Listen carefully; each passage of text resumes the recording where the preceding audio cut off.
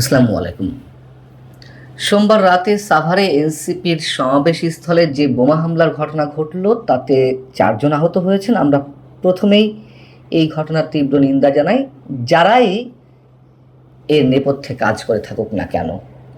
এখন এই হামলা নিয়ে এর মধ্যে নানান ধরনের প্রশ্ন উঠতে শুরু করেছে এবং মোটামুটি ৪টি বিষয় বিবেচনায় নেওয়া যেতে পারে। নেপথ্যে কারা? আপনারা জানেন, বিএনপি নেতা রাশেদ খান গণ অধিকার পরিষদের সাবেক সাধারণ সম্পাদক এরই মধ্যে প্রশ্ন উত্থাপন করেছেন যে এনসিপির একাংশ নিজেরাই এই হামলা ঘটিয়েছে কিনা তা তদন্ত করে দেখতে হবে। তিনি বলছেন যে গত ১০ এপ্রিল সাভারের ধামরাইতে এনসিপির কার্যালয় উদ্বোধনকে কেন্দ্র করে দুটি পক্ষের সৃষ্টি হয়। এক পক্ষ আর এক পক্ষকে মামলায় জড়িয়ে জেল পর্যন্ত খাটিয়েছে এবং যে ফুটেজটি আপনারা দেখেছেন এনসিপি সমাবেশস্থলে ককটেল হামলার সময়, ওই সময় ঠিক আগ মুহূর্তেই বিদ্যুৎ সরবরাহ বন্ধ হয়ে যায়। খুবই ইম্পর্টেন্ট একটি বিষয়, কারা ইলেকট্রিসিটি সরবরাহ বন্ধ করে দিল। এবং দ্বিতীয়ত আরেকটি বিষয় চোখে পড়ার মতন যে ককটেল বিস্ফোরণের সময় এনসিপির ঢাকা জেলা আহ্বায়ক এনসিপির এক নেত্রী বক্তব্য দিচ্ছিলেন, তার পাশে দাঁড়ানো ছিল সার্জিস আলম। যখন ককটেল বিস্ফোরণের ঘটনাটা ঘটল তারা একেবারেই নির্লিপ্ত বক্তব্য চালিয়ে যাচ্ছিল, তাদের মধ্যে কোনো ধরনের বিস্ময়ের কোনো ছাপ ফুটে ওঠেনি তাদের চোখে মুখে। এবং পুলিশও বলছে যে হঠাৎ করে ইলেকট্রিসিটি বন্ধ হয়ে যাওয়ার বিষয়টি যথেষ্ট সন্দেহজনক। এবার আসুন ২ নম্বর, এই ঘটনাটি কি আওয়ামী লীগ করে থাকতে পারে? এর মধ্যে এই হামলার দায় চাপানো হয়েছে এনসিপির আহ্বায়ক নাহিদ ইসলামের পক্ষ থেকে। আওয়ামী লীগ করলে করতেও পারে, হয়তো অস্বাভাবিক কিছু নয়। তবে এ কথাও সত্য যে ৫ আগস্টের পর থেকে গত ২ বছর, প্রায় ২ বছরে এখনো পর্যন্ত আওয়ামী লীগের বিরুদ্ধে সন্ত্রাসী কোনো কর্মকাণ্ডের প্রমাণ পাওয়া যায়নি। এটা সত্য কথা। আর তারা যদি হামলাই করে, এসব মানে পটকা বা ককটেল এইগুলোর বিস্ফোরণ ঘটাবে কেন? তারা তো আরও হিংস্র রূপে ফিরে আসবে এমন আশঙ্কায় অনেকের। আচ্ছা, করলে করতেও পারে। নাহিদ ইসলাম আবার এটিকে এই ঘটনার জন্য সরকার এবং আওয়ামী লীগ ২ পক্ষকেই একসঙ্গে অভিযোগ করেছে। সরকার কি তাহলে এই ঘটনা ঘটিয়েছে?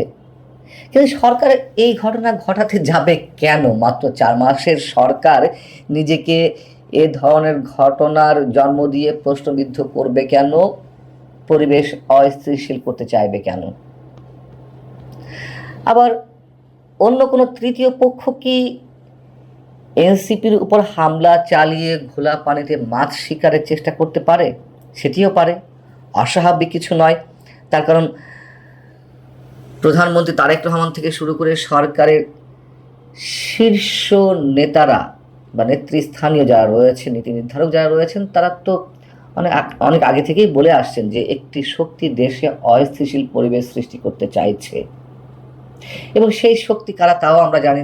তারা কখনো কখনো স্পষ্ট করে এই অভিযোগের তীর ছুঁড়েছেন জামাতে ইসলামের দিকে, এনসিপির দিকেও। ৫ নম্বরে আরেকটি বিষয় আসতে পারে,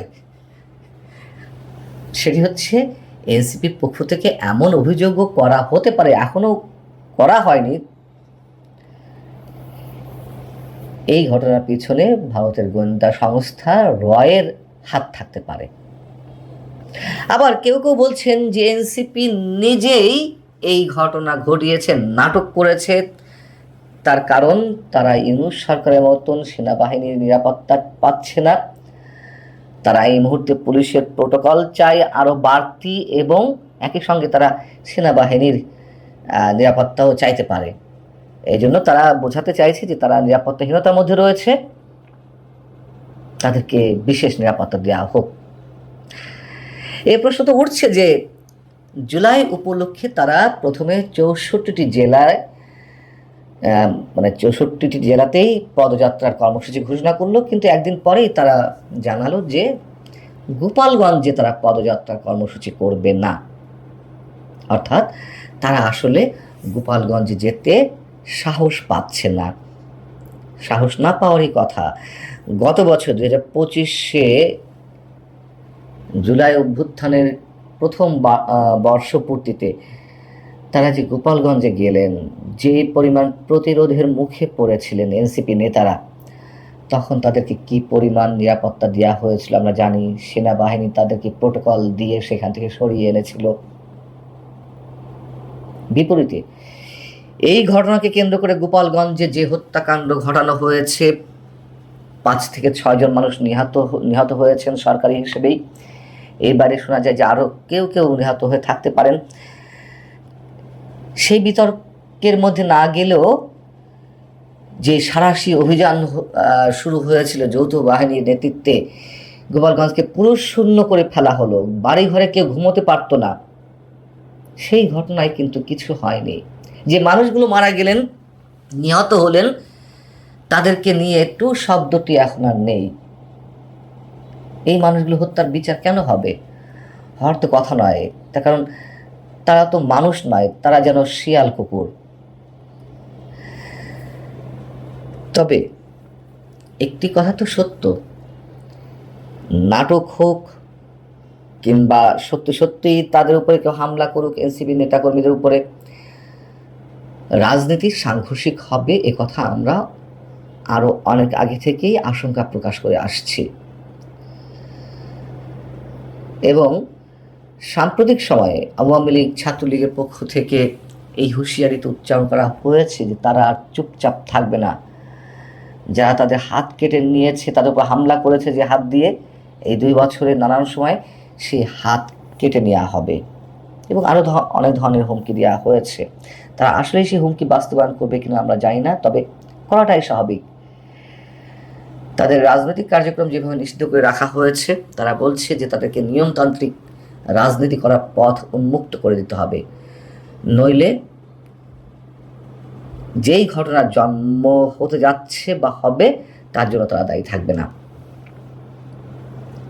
যেভাবেই হোক, যার মাধ্যমেই হোক, রাজনীতি একটা টার্মাল সিচুয়েশনের দিকে এগিয়ে যাচ্ছে।